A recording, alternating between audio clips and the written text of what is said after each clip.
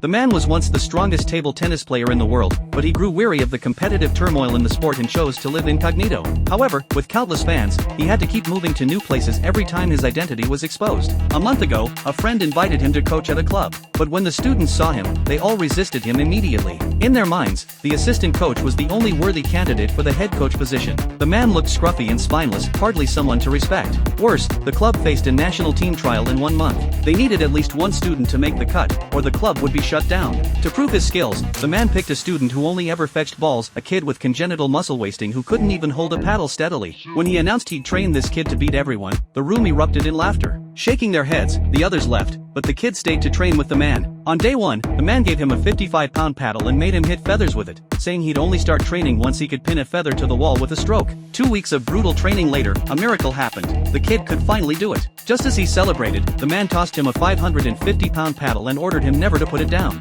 A month flew by, and the national team trials arrived. During the live competition, challengers had to score 5 points against national team members to qualify. The crowd froze when they saw the opposing team. Their coach was the world's third-ranked player, and their students were top-tier pros. The senior student volunteered first but was overwhelmed by the opponent's aggressive, dirty play. He lost badly and got his eye injured. The assistant coach snapped, ignoring the rules to challenge the younger opponent himself.